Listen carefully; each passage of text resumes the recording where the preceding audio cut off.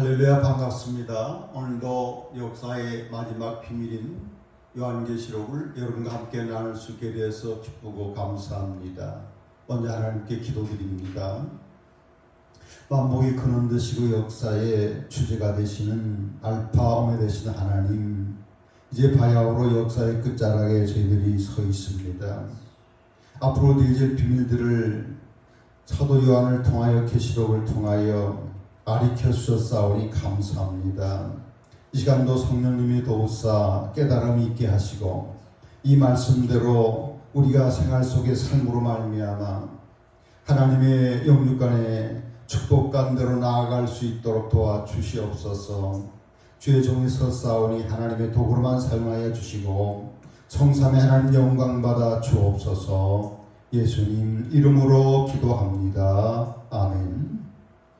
오늘은 계시록 18장 함께 나누는 시간이 되겠습니다. 지난 시간은 계시록 17장 큰 음녀에 대해서 우리가 살펴봤고, 마지막에 나타날 적그리스도의 나라, 조금 어려운 부분이 있었지만은 어쨌든 간에 하나님의 계획대로 말씀대로 마지막에는 적그리스도 나라가 출현해서 온 세계의 왕들을 딱 하나로 뭉쳐서 재림하시는 예수님을 대적하는 아마겟돈 전쟁을 일으키면서 드디어 모든 세상은 다 멸망으로 나아가고 예수님이 통치하는 새 에덴이 이루어진 감격적인 우리 성도들은 입상하는 그러한 축복이 있게 될 것입니다. 그래서 계시록 17장 그 내용과 18장 오늘 큰 성 바벨론의 멸망은 서로 이렇게 연관이 되는 거고 어쩌면 같은 장이라고 볼 수가 있습니다. 시간의 내용들을 이렇게 기억을 되면서 함께 살펴봤으면 그렇게 도움이 되겠습니다. 2일 후에 천사가 하늘에서 내려오는 것을 보니 큰 권세를 가졌다라 그랬습니다. 큰 권세 힘센 천사가 계시록에 몇 번 등장하는데, 계시록 5장에 보면 하나님의 손에 두루마리 책을 갖고 있었는데 이 책을 받아서 뗄 자가 누구냐 하면서 크게 외친 힘센 천사의 모습이 나왔고, 다음에 계시록 10장에 보면 힘센 큰 천사 손에 작은 두루마리 책을 잡아서 한 발은 바다에 한 발은 땅에 서서 큰 음성으로 외치는 게 나옵니다. 그만큼 이 천사의 역할은 지대한 것이고, 역사의 마지막, 특히 오늘 이 큰 권세를 가진 이 천사는 큰 성 바벨론 멸망, 우리가 사는 현 우주와 세계의 멸망을 외치고 있기 때문에 특별히 등급이 높은 영광의 큰 천사에게 이 멸망의 외침을 하도록 하나님이 하셨다 하는 것입니다. 그의 영광, 힘센 천사의 영광으로 말미암아 땅이 하나여지는데, 힘센 천사가 음성으로 크게 외칩니다. 무너졌도다 무너졌도다 큰 성 바벨론이여 그랬습니다. 세계가 다 멸망하게 될 것을 외치고 있습니다. 이 세계는 귀신의 처소요, 각종 더러운 영들이 모이는 곳이요, 각종 더럽고 가증한 새들이 모이는 곳이 되었다 그랬습니다. 멸망의 원인이 영적인 데서부터 시작이 된다는 사실을 우리들이 유념해야 됩니다. 영적인 부분, 우리가 지난 17장에 큰 음녀, 적그리스도의 등에 올라타서 적그리스도의 권세와 능력을 받고 적그리스도의 일을, 세상을 타락시키는 일을 본격적으로 이렇게 하는 것들이 나와요. 그야말로 이 세상은 귀신이 사는 처소가 된 것이고 더러운 영들이 모이는 가증한 새들, 사람들이 살을 뜯어먹는 그러한 가증한 새들이 모이는 그런 곳이 되었기 때문에 하나님께서는 부득불 이 세상을 멸망하지 않을 수가 없다고 하는 겁니다. 3절 보면 그 운명의 포도주로 말미암아, 지난 시간에 들었던 분은 이 말의 의미를 알 수가 있어요. 운명의 포도주를 누가 먹입니까? 이 세상 사람들에게 큰 음료가 먹입니다. 그 포도주를 마시는 사람들은 유혹을 받아서 달콤하고 지혜롭고 굉장히 행복할 것 같지만 일단 받아 먹으면 분별이 없어지면서 음료가 이끄는 대로 타락한 삶을 살게 됩니다. 그래서 큰 음료가 세상을 음료화시킴으로 그 까닭에 마지막 온 만국이, 온 세계가 무너진다는 영적인 원인, 그 배경을 먼저 우리가 알면 좋겠어요. 땅의 왕들이 그와 더불어, 누가 더불어? 음료와 더불어.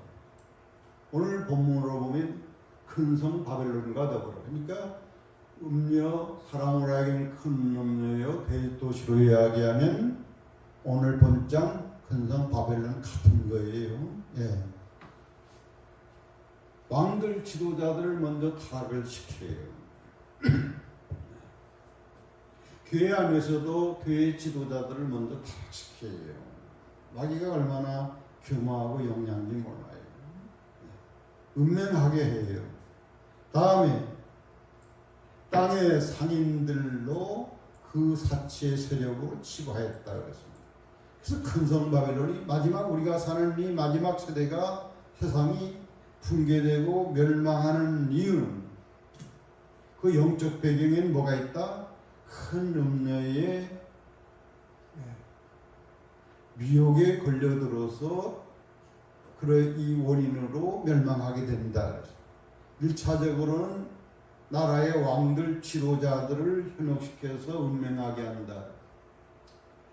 육적인 가는 뿐만 아니라 영적인 가는, 우상 숭배하는 그런 죄를 짓게 하고 땅의 상인들로 하여금 사치하게 해가지고 또한 치부하게 물질 중심적으로 살고 향락 중심주의로 살도록 누가 한다?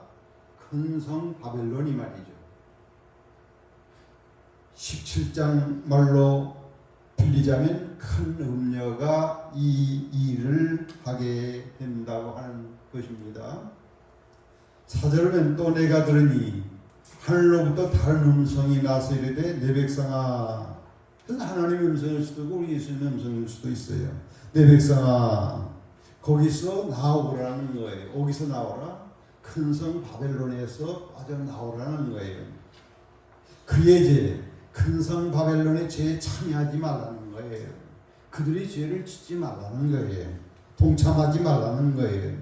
그래서 그가 받을 재앙들을 너희들은 받지 말라고 하는 하나님의 성도들, 교회를 향해서 사랑의 호소로 사랑의 명령을 지금 하고 있는 겁니다. 세상과 짝지어 버타여 살지 말라는 거예요. 하나님의 자녀로서 성별된, 구별된 삶을 살아서 세상 멸망할 때에 함께 멸망당하고 불태움을 받지 말라고 하는 것입니다. 그의 죄는, 큰 성 바벨론의 죄는 하늘에 사무쳤다 그랬습니다. 하늘에까지 도달했다. 킹제임스 성경에 보면 reached on to, 하늘에까지 죄가 도달했다 그랬어. NIV 성경이면 be piled up, 하늘에까지 죄가 쌓아 올렸다 그랬습니다. 죄가 세상에 가득 차고 하늘에까지 올라갔기 때문에 하나님께서 부득이하게 심판하지 아니할 수 없다고 하는 겁니다. 마치 노아 시대의 홍수로 세계를 멸망할 때도 세상의 죄가 가령 가득 찼기 때문에 하나님이 멸망시킨 것을 볼 수 있고, 소돔과 고모라 성이 하늘에서 불이 내려와 잿더미가 된 원인도 시민들이 죄가 무거움으로 말미암아, 의인이 10사람이 없음으로 말미암아 하나님의 그 불의를 보시고서 불로 태웠다 하는 겁니다. 그와 같은 예표와 같이 이 마지막 세상은 죄가 하늘에까지 사미쳤기 때문에 사랑의 하나님께서, 공의로운 또한 하나님께서 심판할 수밖에 없다는 겁니다.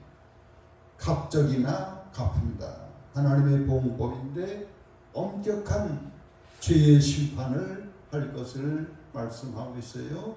그가 준 대로 그에게 주라는 겁니다. 그의 행위대로 갚으라는 거예요. 그들의 잔에 섞은 그 갑적이나, 그들의 잔은 뭐예요? 음녀가 주는 포도주는 지난 시간에 겉으로는 무슨 잔? 찬란하고 화려한 금잔이었지만 그 속에는 가증하고 더러운 것으로 가득 차는데, 사람들이 겉모 화려함만 보고 덥석덥석 받아서 꿀꺽꿀꺽 마셨는데 그 포도주 안에는 더럽고 가증한 것들이 섞여서 죄악의 독을 마시게 됨으로 말미암아 함께 멸망을 당하게 된다고 하는 사실입니다. 그가 얼마나 자기를 영화롭게 했는지, 사치했는지. 자, 다시 연거푸 큰성 바벨론이 세상이 멸망할 수밖에 없는 그 원인을 말씀하고 있어요. 자기를 영화롭게 했다고 하는 거예요. 자기를 영화롭게. 하나님께 영광을 돌려야 될 우리 인간들이 자기들을 높이고 자기들을 영화롭게. 그리고 사치. 나는 여왕으로 앉은 자요 가부가 아니다. 결단과 애통당하지 아니다. 나는 여왕이다. 나는 과부가 아니다. 불행하고는 인연이 없는 것처럼 영원히 행복하고 영원히 사치스럽고 영원히 화려하게 살 것처럼 생각되지만 하나님께서 그들의 교만과 사치스러움을 보고서 심판을 할 수밖에 없다고 하는 사람입니다. 그러므로 그 까닭에 그 원인으로 하루 동안에 그 재앙들이 이른다. 어떤 재앙들이 이른다? 구체적으로 사망. 혹자는 전염병으로도 이야기를 합니다. 우리가 계시록 6장 할 때에 사망의 원인은 전염병이라고 그랬어요. 많은 사람들이 죽어갈 것입니다. 다음에 애통함. 나는 애통을 당하지 아니할 것이다. 나는 끄떡도 없다. 큰성 바벨론이 얼마나 완벽한 토목공사에 의해서 이렇게 안전하게 튼튼하게 견고하게 지었는데 무너지지 않는다는 거예요. 그러나 애통함과 흉년, 궁핍이 찾아옵니다. 또한 불에 살라버립니다. 완전 태워져 버립니다. 그래서 큰성 바벨론의 역사 속에서 가장 강력한 강대국인 메소포타미아 이라크 지역에 있는 것이 형체가 전혀 없지 않아요. 이것이 바로 예표입니다. 그것은 하나님의 심판했기 때문에 심판하는 주 하나님은 강한 분이라는 거예요. 하나님을 두려워해야 됩니다. 그와 함께 음행하고 사치하던 누구? 땅에 일단 왕들이 포석을 당해 미혹이 돼. 현성 바벨론이 불타는 연기를 보고 울며 왕들이 가슴을 칩니다. 고통을 무서워하여 멀리 서서 하이도다 하이도다 큰 견고한 성 바벨론, 그렇게 든든하고 의지했던 찬란한 견고한 성 바벨론이 한 시간에 하나님의 심판을 받아서 불타 연기가 되는 법을 보면서 아연질색하는 모습을 여기에 나오고 있습니다. 다음에 음녀의 미혹을 받은 두 번째 타겟트는 땅의 상인들, 경제인들, 요즘 이야기하면 경제인들, 오직 돈 버는 데만 몰두하는 이 경제인들, 그를 위하여 울고 애통하고 다시 그들의 상품을 사는 자가 없음을 애통했어. 참 이상하지요. 이런 고통이 흉년이 찾아오고 전염병이 창궐나고 사람들이 시체가 되어지고 이렇게 할 때에 우리가 하나님 앞에 회개하고 내 죄 때문에 회개하고 이렇게 애통해야 정상이지만 회개를 하지 않습니다. 뭐 때문에 애통한다? 상품을 사는 거래처가 없는 것, 고객들이 사라지는 것을 보고 애통하는, 얼마나 이들이 돈벌이에만 급급하고 거기에 몰입된 인생이었다는 것을 우리 여기서 알 수가 있습니다. 그들이 파는 상품들의 상품 품목들을 쭉 여기에서 낱낱이 말씀하고 있는데 금, 은, 보석, 진주, 세마포, 자조감, 비단과 붉은옷, 화려하고 고급스러운 것들을 많이 팔아요.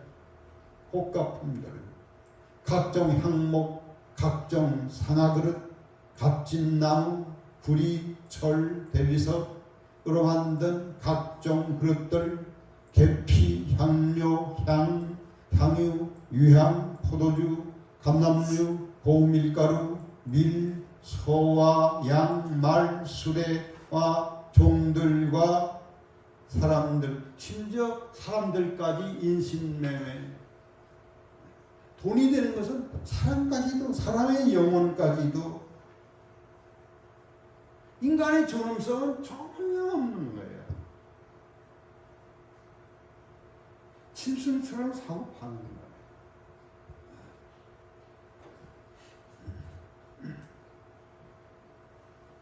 바벨론아, 내 영혼이 탐하던 과일이 내게서 떠났으며 맛있는 것과 빛나는 것들이 다 없어졌고 사람들이 결코 이것을 다시 보지 못하리라. 바벨론으로 말미암아 치부한 상인들이 고통을 보고 무소하여 멀리 서서 울고 애통하여 이르되 화이떠다 화이떠다 큰 성이여, 세마포옷과 자주옷과 붉은 옷을 입고 금과 보석과 진주로 꾸민 것인데, 그러한 화려한 성이, 견고한 성이, 그러한 부가 한 시간에 망하였다고 애통하고 절기하고 절망 가운데 상인들이 부르짖고 있습니다. 이렇게 되리라고 하는 말씀입니다. 다음에는 모든 선장, 성객들, 선원을 등장시켰습니다. 이들이 무역선으로 온 세계에서 엄청난 부를 이렇게 상거리로 인하여 부를 축적하는 그러한 계층이라 할 수가 있겠습니다. 이들이 불타는 연기를 보고 외쳐이르되 이 큰 성과 같은 성이 어디 있느냐. 티끌을 자기 머리에 뿌리며 울며 애통하여 외쳐이르되 화이토다 화이토다 이 큰 성이여, 바다에서 배부린 모든 자들이 너의 보배로운 상품으로 치부하더니 한 시간에 망하였다. 회원업에 종사하는 이들이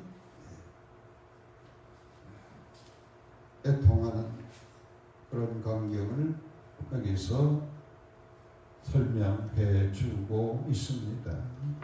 그런데 2절로는 하늘과 성도들과 사도들과 선지자들아 그로 말미암아 즐거하라. 하나님이 너희를 위하여 그에게 심판을 행했다 그랬습니다.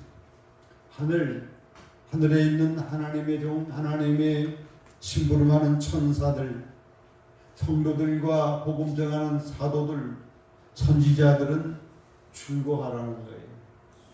이분들은 이 세상에 썩어질 것을 위해서 산 게 아니라 큰 은혜의 미혹을 대항해서 복음 전하다가 진리를 사수하다가 믿음을 지키다가 대부분 다 순교한 분들이에요. 이들을 위해서 하나님이 음녀를, 큰성 바벨론을 이 세상의 물질 중심으로 인본주의로 사는 세력들을, 성도들 핍박하고 정의로운 자들을 괴롭힌 이들을 하나님이 심판하시는 것입니다. 그 심판의 원인들을 이렇게 여러 각도에서 큰성 바벨론 사람들의 사치와 물질 중심으로 살고 교만과 인본주의, 큰 은혜에 의해서 더럽히는 원인, 다음에 저들이 진리를 전하고 복음을 전하고 하나님을 위해 사는 의로운 성도들과 사도들과 선지자들 핍박하고 죽인 죄로 말미암아 이 심판이 있어진 것을 말씀하고 있습니다. 그래서 저와 여러분이 마지막 세대인데, 마지막 시대에 지난 시간에 말씀한 것처럼 참 중요한 게 뭐라요? 분별을 잘 해야 된다는 거예요. 영분별을 잘 알아야 돼요. 결국 큰 은혜로 다 망통이 되는 거예요. 영적인 존재이기 때문에 같은 뒤에 숨이기 때문에 우리 육안으로는 볼 수가 있기 때문에 9가지 들어서 여러분들 도움을 드렸습니다. 영적인 눈을 개발해서 볼 수가 있어야 된다는 거예요.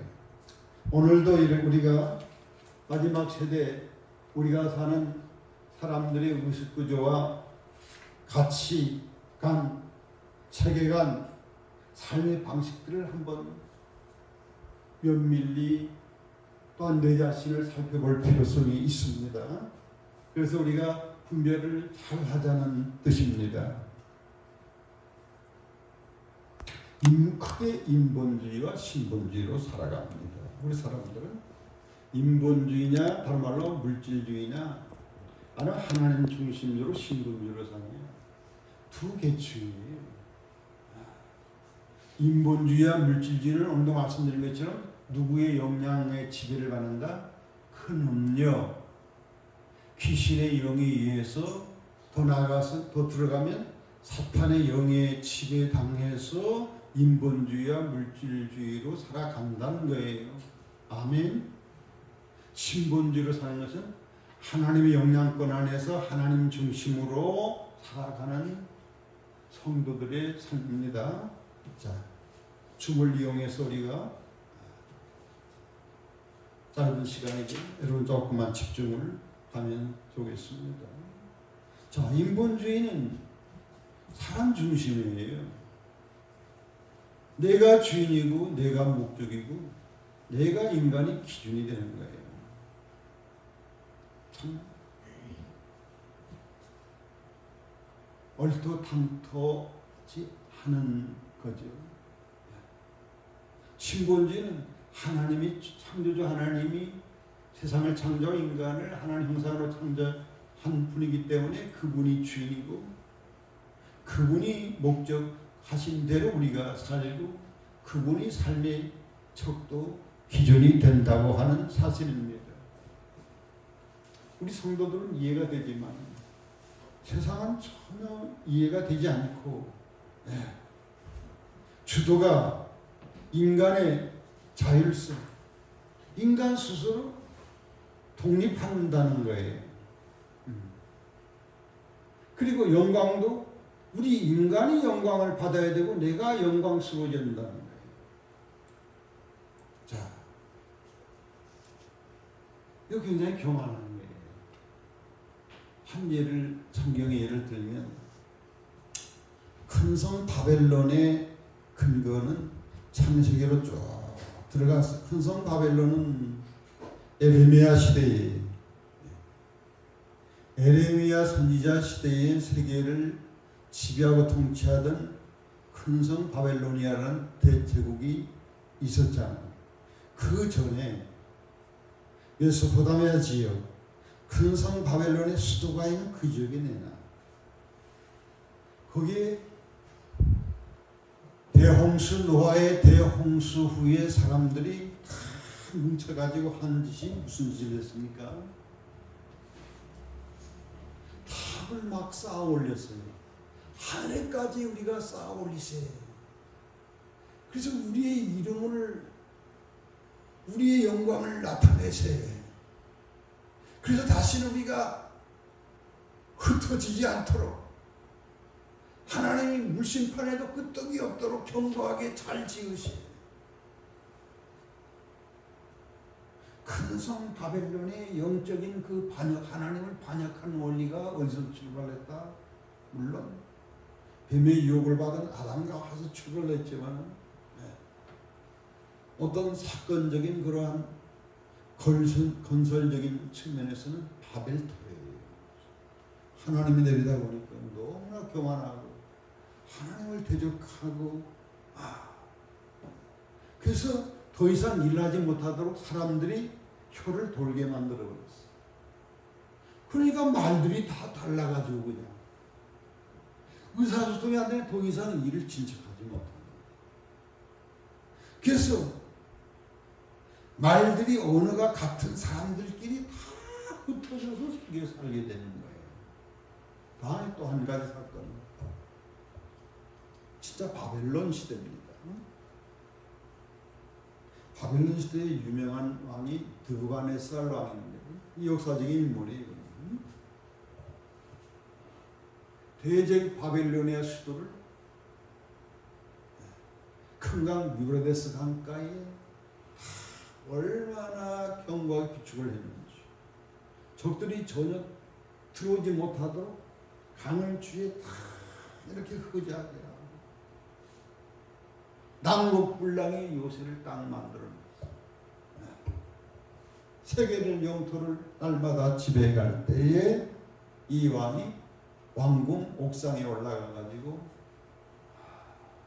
큰 성 바벨론 도시를 바라보면서 내 권능과 내 능력으로 이 바벨론을 건설하였다. 나의 위엄과 나의 영광을 나타내리라. 하나님의 음성이 바로 들렸어요. 그 말이 다 하기도 전에 하나님의 음성이 들리는데 너는 오늘 사람들에 의해서 쫓겨났어. 들에 가서 소처럼 풀 뜯어먹고 차짓한 이슬을 맞으면서 너의 발톱과 손톱이 독수리 그것처럼 자라게 될 것이다. 7년 동안 하나님 음성이 들리자마자 사람들이 와서 쫓겨내버렸어. 왜? 하나님이 총명을 가져가서 확 돌아버리니까. 돌아본 군주왕을 누가 따르겠습니까? 그게 들이버리다시피 했어요. 그래서 다니엘이가 깨달은 내가 교만했다. 하나님이 나에게 지혜 주고 하나님이 나에게 권능을 주시고 하나님이 나에게 이런 왕위를 주셨어요. 하나님의 뜻대로 다 되는 거라고 하면서 교만한 것을 회개했어요. 그래서 하나님이 다시 기회를 주어서 뭘 다시 주었다? 총명, 지혜가 돌아오니까 신하들이 와서 다시 왕이 앉았다. 역사적인 이거는 실제적인 신뢰입니다. 우리 인간은 하나님 앞에서 보잘것도 없어요. 대단한 존재가 아니랍니다. 오늘 하나님이 내 지혜를 가져가 버리면 그냥 도른 사람으로 사람 취급 못 받아요. 하나님이 내게 있는 거, 내 생명 오늘이라도 가버리면 아무것도 아니에요. 보잘것없는 인생이지만 하나님이 이 땅에 있게 하시고 존재케 하시고 살 수 있는 지혜와 권능을 주시고 아멘. 하나님 앞에 감사하면서 하나님을 사랑하면서 하나님을 존경하고 경배하고 예배하는 본분의 삶을 살아야 되건만 오늘 살펴본 것처럼 슬프게도 인간 독립적인 자율성, 인간 중심, 내가 주인이고 내가 목적이고 내가 기준이고 내게 있는 것은 다 누구 거다? 내 것이다. 내가 피땀 흘려 수고하고 내 지혜와 내 능력으로 이렇게 돈을 번 거다. 맞은 말 같지만은 우리가 하나님의 진리를 아는 눈으로 볼 때는 어처구니 없는 교만한 소리잖아요.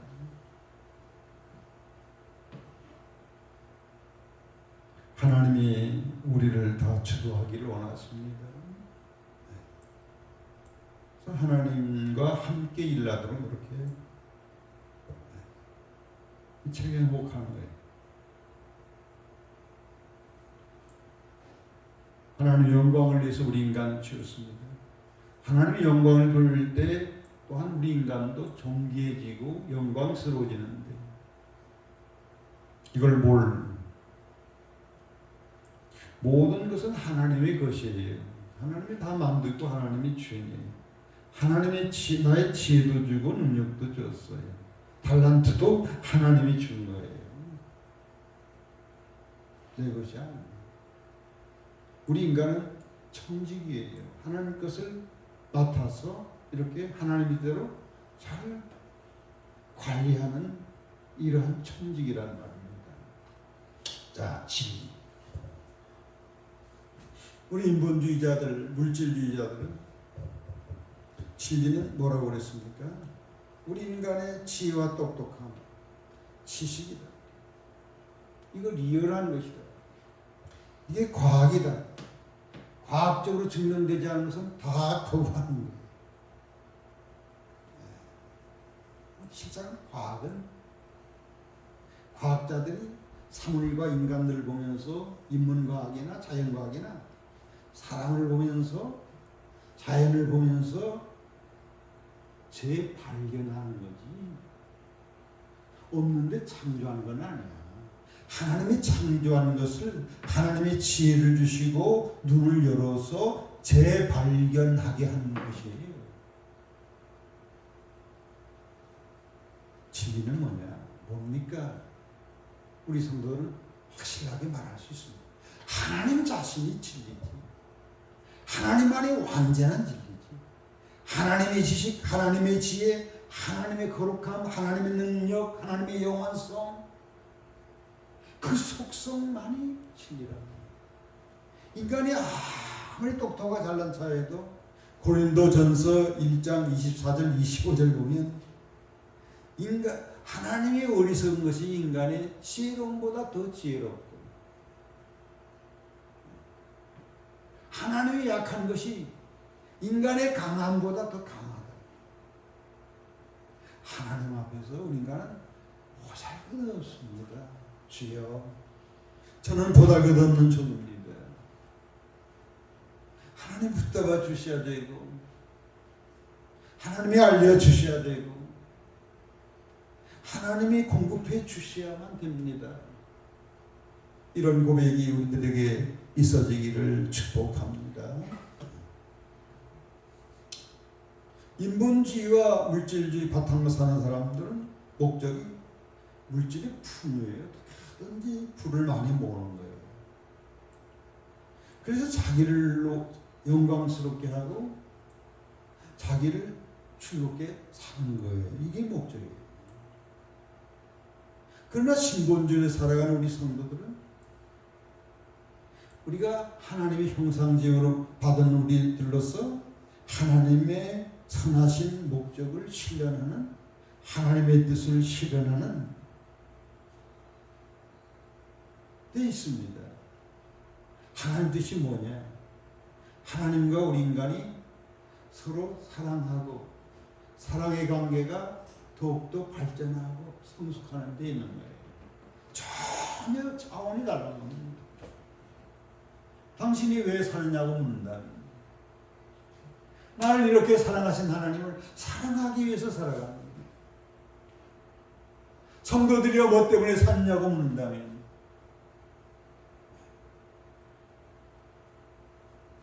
예수님처럼 날마다 닮아가는 성숙하기 위해서 살아갑니다.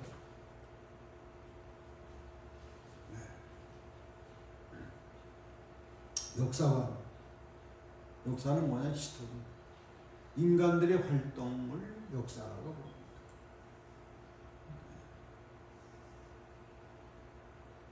그러나 신본주의 역사가는 히스토리. 그분의 스토리다.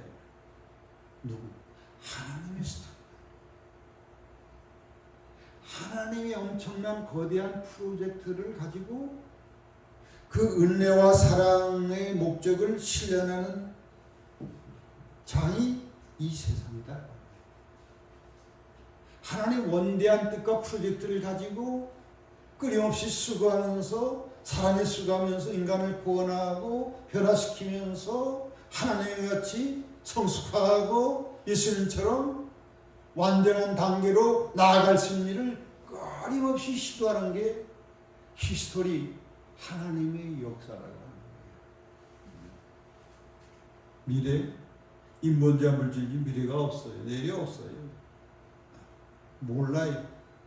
심판이 무슨 심판? 심판이 없다고 여기가 또 모릅니다. 그러나 우리가 하나님 믿는 신본주의자들은 미래가 얼마나 찬란한지 몰라요. 아멘. 우리 미래가 얼마나 찬란한지 몰라.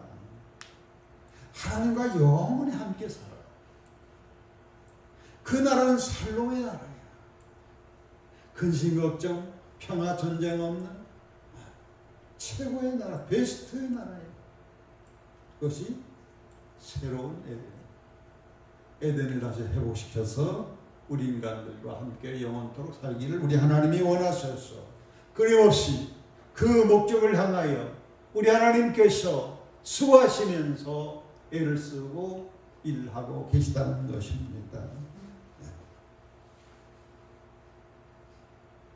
행복 추구는 어떻게 하느냐? 수단 경제. 그저 경제가 제일이지. 경제. 돈. 뭘 통하여? 경제를 부흥시키려면 과학 기술을 발전시켜야 됩니다. 카스트나 이런 고도의 기술을 이렇게 발전해서 산업에 접목시키면서 나라가 부강하고 개인이 부강하고 그래서 걱정 근심 없는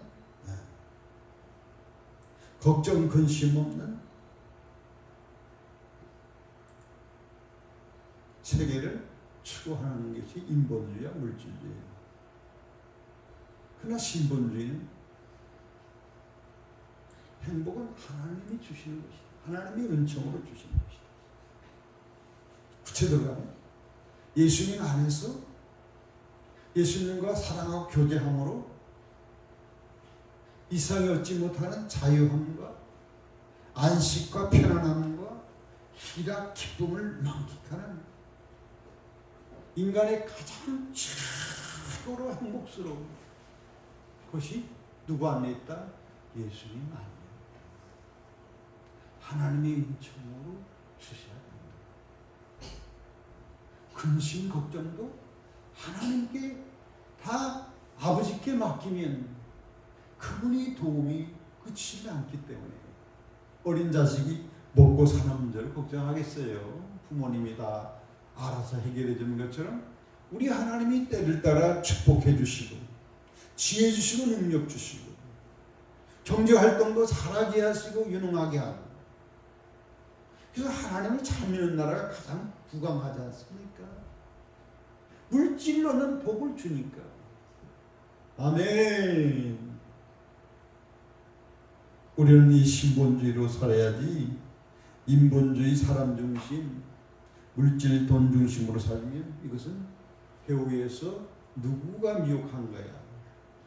큰 음녀의 미혹, 세상신의 세상신, 세상을 지배하는 사탄의 지배하는 사상이요, 사탄이 주는 세계관이요, 사탄이 주는 방식이 바로 인본주의와 물질주의이기 때문에 이것은 모래 위에 집을 짓는 것처럼 반드시 멸망할 수밖에 없다. 그러나 신본주의는 하나님의 지배하에서 하나님의 인도 따라 순종해서 기쁨으로 하나님을 사랑하면서 인격적인 관계 속에서 하나님께 영광 돌리는 삶을 살면 하나님께서 지혜 주시고 하나님께서 평안 주시고 하나님께서 건강 지켜주시고 하나님께서 내 생명을 지켜주시고 인간 모든 필요한 것을 넉넉하게 하나님의 풍요로움으로 충만한 삶을 살도록 한다.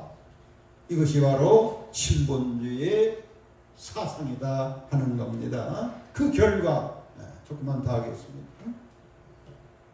인본주의로 살면 자 조금 집중합시다.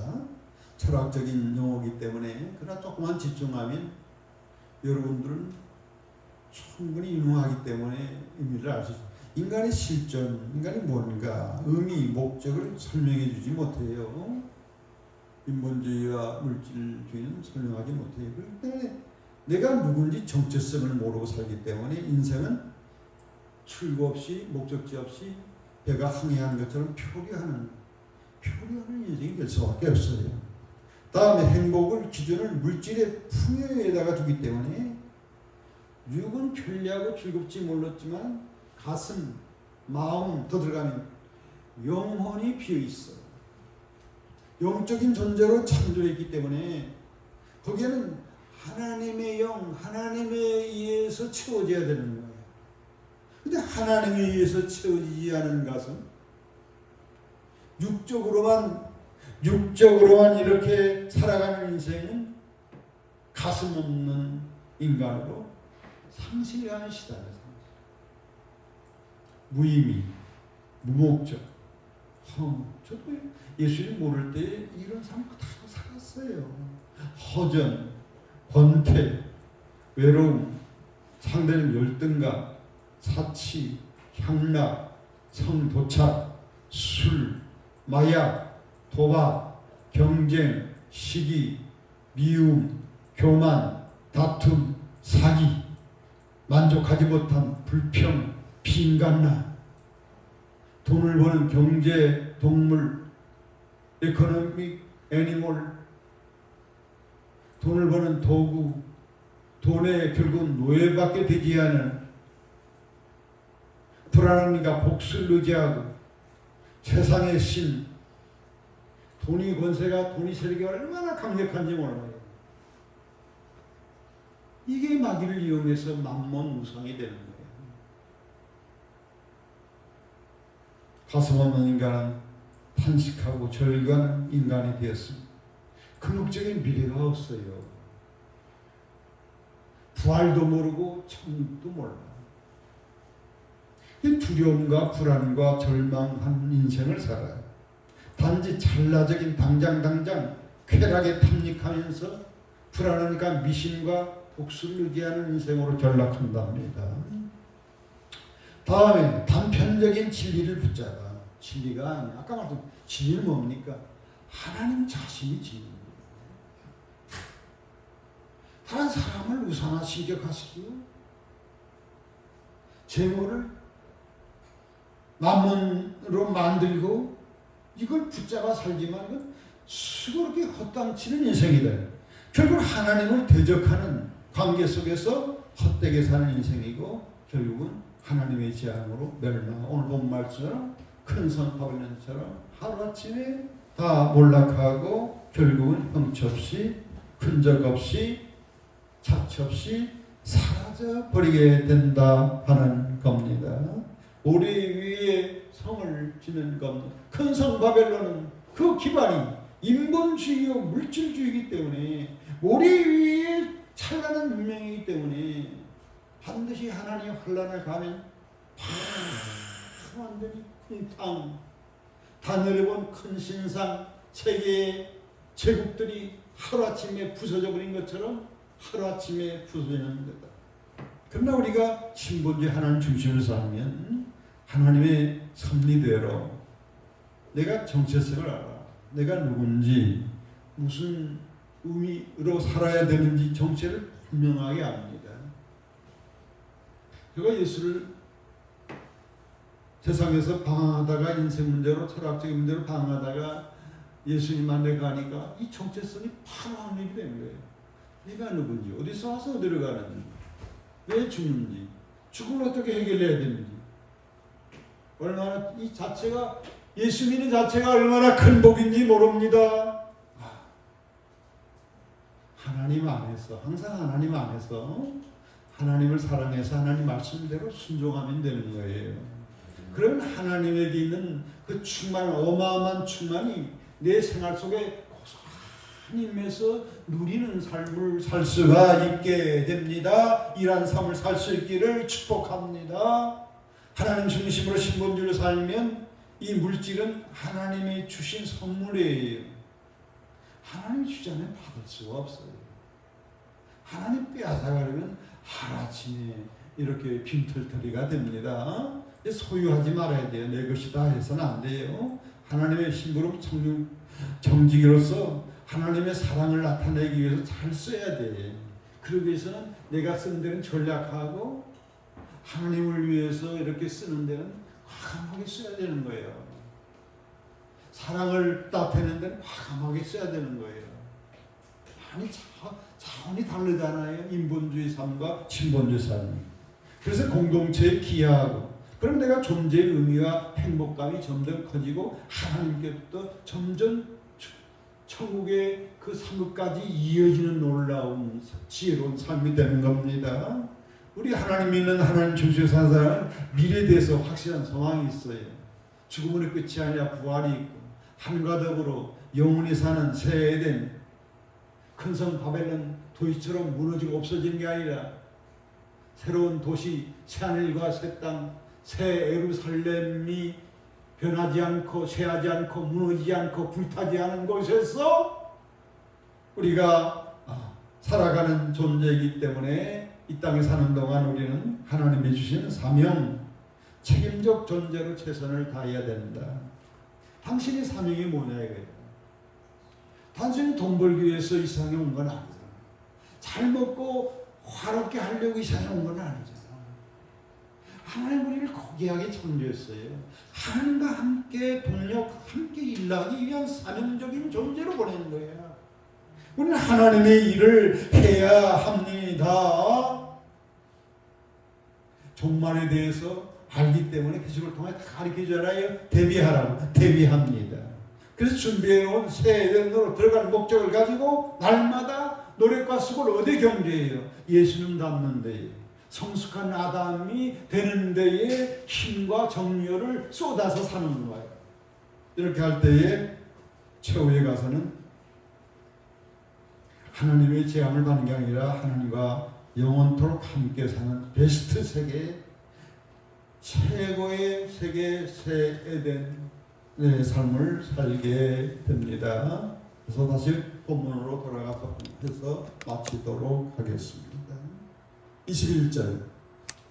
이 한 힘센 천사가, 이번에도 힘센 천사가 나타났다. 그러면 엄청 중요한 메시지를 안고 오는 거예요. 한 힘센 천사가 뭘 들어? 큰 맷돌을 들러 바다에 던져요. 그러면 그냥 깔아앉는 거예요. 이런 것처럼 큰 성 바벨론이 비참하게 던져져서 다시 보이지 않아요. 이건 에레미야 51장 역사적으로 현존했던 큰 성 바벨론 세계 대제국이 멸망할 것을 바벨론이가 예언할 때 똑같이 요 말을 계시록 18장 21절 말씀을 미리 말씀. 그러니까 계시록 에레미야 21장 예언은 계시록 18장 21절이 배경이 되는 거예요. 미리 다 예언해 놓은 거예요. 다시 예언하는 것뿐이야. 요한계시록은. 그렇기 때문에 계시록을 확실히 이해하려면 먼저 예언한 그 부분, 구약을 찾아서 딱 대비시키면 답이 나오고. 우리 지난 시간에 7산 7나라 7머리 마지막 적그리스도 나라 참 어려운 부분이에요. 여기서는. 근데 다니엘서를 대비해 보니까 거기에 다 답이 미리 다 나와 있었어요. 결코 다시 보지 않는다는 것은 이 세상은 완전히 멸망된다는 거죠. 검은 고 타는 사람, 풍류와 퉁솔 부는 사람, 나팔 부는 사람, 향락과 사치에 젖어 사는 이런 삶이 이제는 끝. 다음에 세공업자들, 금과 다이아, 사치하던 생활이 결코 다시 내 안에 끝. 맷돌 소리가 다시 들리지 않아요. 사람들이 살을 찍어가지고 이렇게 식량으로 이렇게 먹는 맷돌 소리가 들리지 않아요. 인간의 모든 일상생활이 끝이. 등불이 다시 빛을 나. 인간의 모든 활동은 끝. 다음 신랑 신부 결혼해서 좋아하는 그 음성이 다시 들리지 않아요. 사회 공동체가 이제는 끝. 다음에 상인들은 땅의 왕족들이다. 그러니까 상인들하고 정치인하고 정경유착.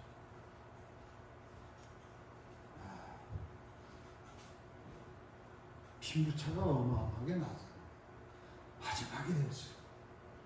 아무리 민주주의를 잘해도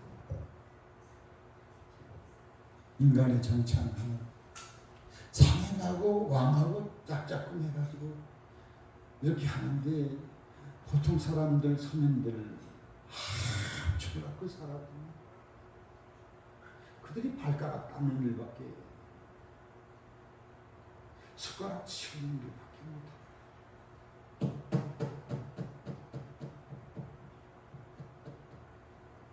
다음에 또 영적으로 시작하는 것은 내 복술로 말미암아, 내 복술로 말미암아 미신, 점쟁이, 망령의 역사는 만국이 미혹이 돼요.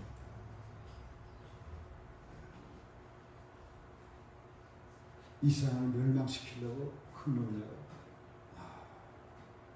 적그리스도의 영, 마귀의 영을 받아서 우리 성도들을 막 미혹하고.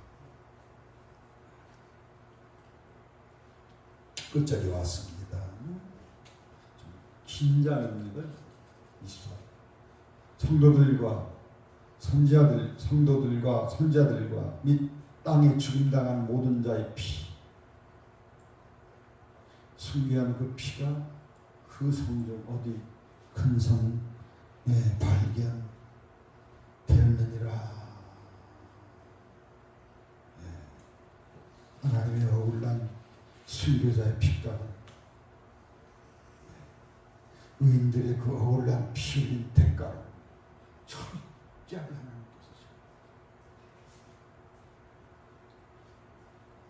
하나님의 우리 성도들을 신원하시고 순교자들을 신원하시고 다 보복하시고 그런 최고의 영광을 주실 날이 아주 임박했습니다. 결론 여러분, 이 세상의 끝이 가까웠습니다. 하나님은 계시록을 주었습니다. 왜? 세상 끝에 대해서 비밀을 가르쳐주고 있습니다. 계시록의 경고를 잘 들을 수 있는 각별한 귀 있는 자가 될 수 있기를 축복합니다. 계시록 말씀대로 우리들이 우리의 삶의 변화를 받아야,